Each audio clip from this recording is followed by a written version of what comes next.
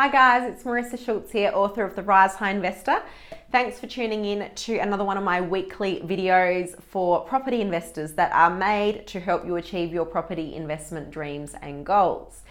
Today I am covering the topic of how to choose the right location. It's a big one, so I'm going to give you my thoughts on it. The first thing I would like to say is that I think on average, people spend way too much time worrying about the answer to this question and worrying about finding the exact perfect location. My approach to this is a lot more simple. I think that there's lots of good locations to invest in, and here are my tips and rules for choosing a good location to invest in.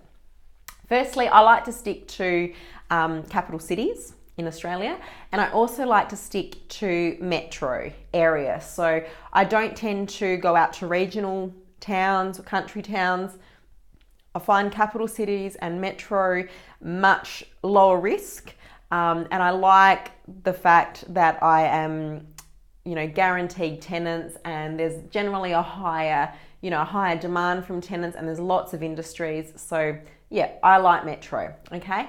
I like to choose properties that are close to schools, shops and transport, and you obviously want lots of employment opportunities around and lots of industries, which is the other reason why I don't generally go to mining towns or country towns.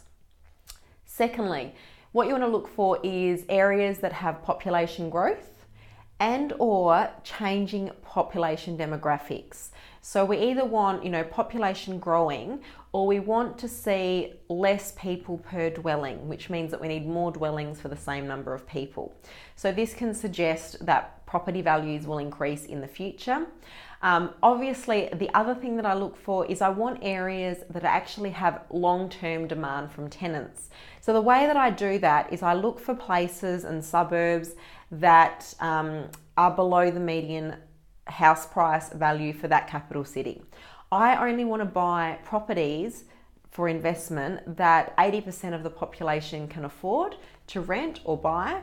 And in doing so, I ensure that I have a really, really big base of potential tenants, which means that, I can potentially reduce my vacancy rates and I can reduce my risk that I'm not going to be able to re-let the property when it becomes vacant. Another good tip that I often look at is I look for suburbs that have lower median house prices than their neighbouring suburbs. So say for example, there might be some really good developed suburbs that have high median house prices, but sometimes you can find little pockets of smaller suburbs or neighbouring suburbs that actually, are a lot cheaper than their neighbour. And I often find that these suburbs tend to catch up in time. So this is a good tip for finding a suburb that has potential for above average capital growth.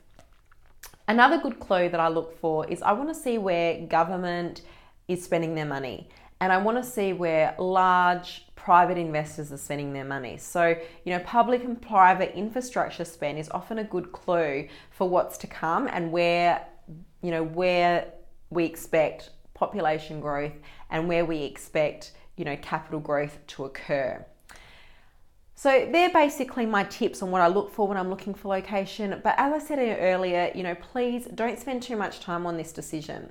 It doesn't actually matter whether it's, whether you buy by the city, whether you buy by the beach, whether you buy in outer suburbs. The research shows that if you hold the property long enough, in the end, they all grow on average by around the same amount, the same percentage of growth. So don't stress too much about suburb A versus suburb B and really dwelling on this fact. Just choose a suburb that ticks those boxes and get on with it. Just buy an investment property that has all of the characteristics of a good investment property and that you can afford to hold long term, and hold it. And that's all you need to do, and it will work for you. So my final tip is do not procrastinate. Get on with it. And hopefully that has helped you in terms of choosing the right location. That's all I've got time for today. Thanks for tuning in. I'd love to hear your comments, thoughts, or questions. You can comment below, or you can send an email to me directly at propertyinvestor@risehigh.com.au. And as a thank you for tuning in, you can actually get a discounted copy of my book on the Rise High Investor website. It's risehighinvestor.com.au. All you need to do is enter the code word video when you go to check out. I hope that's helped. Thanks for tuning in. I will see you next week. Bye.